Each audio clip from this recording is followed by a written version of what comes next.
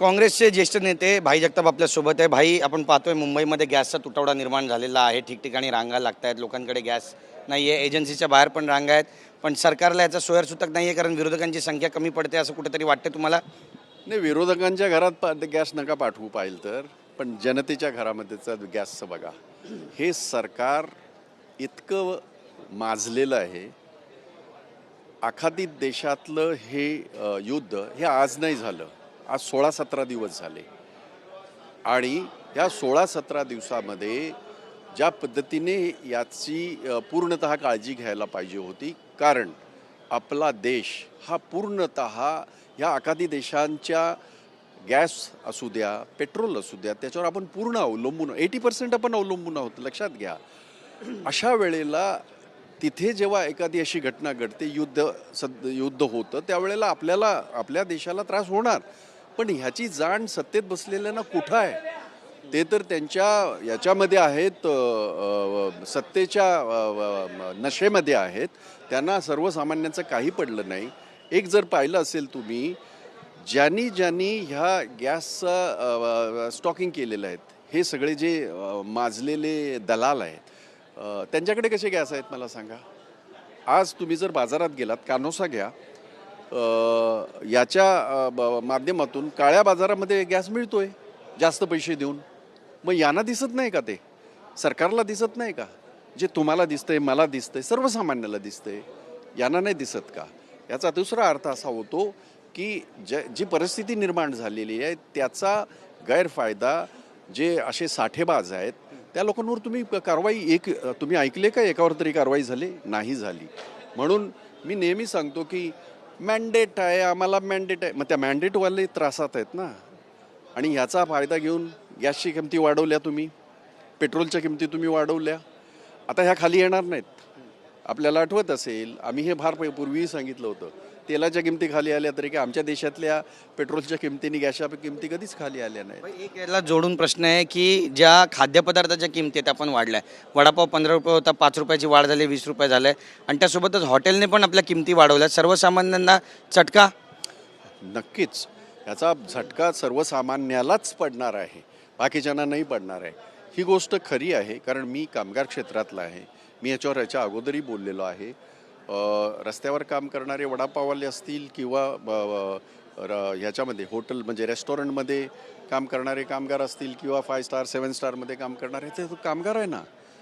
परिस्थिती अशी निर्माण झालेली आहे की आपण ऐकलं होतं आणि हे मला माहिती आहे की काही हॉटेल बंद झाली, काही हॉटेलं बंद व्हायच्या मार्गावर आहेत. याच्यातनं लाखो कामगारांचा रोजगार जाणार आहे आणि त्याची काळजी सरकारने घेतली पाहिजे. अर्थात त्याच्यामध्ये त्यांनी वाढवलेले हे जे आहेत रेट्स आहेत, त्याचं जस्टिफिकेशन होत नाही. म्हणजे मी जस्टिफाय करणार नाही. विरोधक, मग तुमची भूमिका काय? तुम्ही मांडणार आहात अधिवेशनामध्ये हे सगळे मुद्दे? कारण सरकारकडून जे पावलं उचलायला हवी ती अजूनपर्यंत उचलली जात नाही अशी खंत सर्वसामान्य व्यक्त करतायत. तुम्हाला आठवत असेल तर आखाती देशाचं हे झालं, त्याच्या 3ऱ्या दिवसापासून आम्ही आंदोलन करतोय. आता तुम्ही दाखवत नाही ते सोडा. काय की तुम्हाला आम्ही काय करतो हे दिसत नाही आहे. इथेच नव्हे तर सभागृहामध्ये सुद्धा आम्ही आमच्या भूमिका मांडतोय आणि सातत्याने आम्ही प्रश्न निर्माण करतोय की बाबा, तुम्ही विरोधक आणि सत्ताधारी हे न समजता 12.5 कोटी जनता आहे ना महाराष्ट्राची, 140 कोटी देशाची आहे ना. त्यांचा तरी विचार करा. ज्या लाडक्या बहिणींना तुम्ही हे करत आहात, त्या लाडक्या बहिणीच त्रासात आहेत ना. आज त्यांना गॅस नाही मिळत आहे, आज त्यांची परिस्थिती वाईट आहे. म्हणून मला असं वाटतं की सत्तेच्या नशेमध्ये हे इतके मशगूल आहेत की त्यांना ह्या सर्वसामान्यांच्या प्रश्नांबद्दल जराही काळजी नाही. नक्कीच. पण सत्ताधारी असं म्हणतात, अतुल भातखळकर यांना पण आम्ही ही सगळी समस्या सांगितली जनतेची. ते म्हणतात की विरोधक केवळ विरोध करतायत, युद्ध सुरू आहे त्यामुळे अशी परिस्थिती आहे आणि केंद्र सरकारकडून योग्य ती पावलं लवकरात लवकर उचलली जाणार आहेत. नाही, हे तर ते बोलतच राहणार. त्याचं कारण आता मला माहीत नाही की आपल्या लोकांची काय भूमिका आहे. तुम्हीही त्रासात आहात, आम्हीही त्रासात आहोत, सर्वसामान्य त्रासात आहे. रस्त्यावर जे वडापावचं तुम्ही उल्लेख केलात, अनेक असे ते बंद झाले, ज्याला आपण फास्ट फूड म्हणतो. ते लोक, कारण त्यांच्याकडे हे नाही आहे, गॅस नाही आहे. आणि इथे या सगळ्यावर अवलंबून असणारा सुद्धा एक घटक आहे की जे हॉटेलमध्ये जेवतात, आज त्यांची आज परिस्थिती वाईट आहे. म्हणून मी म्हटलं सत्ताधारी आम्ही काय म्हणतोय ते सोडा, आणि आम्ही नगण्य आहोत ना, एवढेशे आहोत ना. तुम्ही 12.5 कोटीच्या लोकांचा विचार करा ना. आज ते त्रासात आहेत. बरं, ते बोलतात आहेत. तुम्ही घेतल्यात ना मुलाखती सर्वसामान्यांच्या, लाडक्या बहिणींच्या मुलाखती घेतल्यात. त्यांनी तर शिव्या देऊन शिव्याच्या लाखोल्या वाहिल्यात. तुम्ही दाखवले नाही सोडा, पण त्यांनी शिव्या दिलेल्या आहेत त्यांना. आता हे त्या सत्तेच्या नशेमध्ये आहेत, त्यांना हे सगळं दिसत नाही. त्यांना विरोधकच दिसतात, जे की फार कमी संकेत आहे. त्यामुळे आपलं अपयश किंवा आपला नाकर्तेपणा विरोधकांचं नाव घेऊन तुम्ही लपू नका. भाई, आज राहुरी आणि बारामतीमध्ये पोटनिवडणूक आहे आणि याबद्दल नेमकी विरोधक म्हणून भूमिका काय असणार आहे, कशा पद्धतीनं पाहता तुम्ही? नाही, मला हे तिथली ग्राउंड लेवलवरची मला स्थिती माहीत नाही, कारण तिथे आमचे जे आहेत पक्षाचे लोक आहेत त्या पद्धतीने ते करत आहेत. कारण आमचं अधिवेशन चालू असल्यामुळे मला तिथली पूर्णतः माहिती नाही. पण बघू आता पोटनिवडणुकीमध्ये कसं काय होतंय ते कळेलच सगळं. म्हणजे काही लोकांचा छुपा अजेंडा असू शकतो, काही लोकांचा आणखीन काय असू शकतं. जनता काय म्हणते ते कळेल. धर्मसुरक्षा विधेयकावर आज चर्चा होणार आहे 5 वाजता. विरोधक म्हणून भूमिका मांडणार आहात. कोणकोणते मुद्दे आहेत जे मांडले जावेत असं तुम्हाला वाटतं?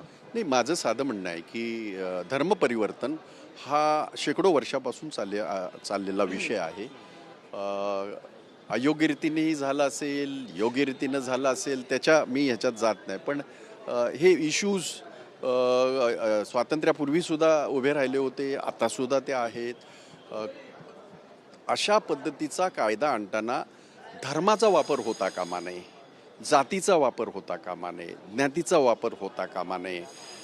हे मात्र आपल्याला आपल्या संविधानाने शिकवलं आहे आणि आपल्या संविधानाने त्याच्या चौकटी आखून दिलेल्या आहेत. त्यामुळे त्या चौकटीच्या अंतर्गत जे काही कायदे येतील त्याचं आम्ही आमच्या पद्धतीने त्याचा हे करू, त्याच्या बाबतीमध्ये चर्चा करू. धन्यवाद भाई, आमच्याशी बातचीत केल्याबद्दल. कॅमेरा पर्सन रोहन पवारसह गिरीश गायकवाड, TV9 मराठी, मुंबई.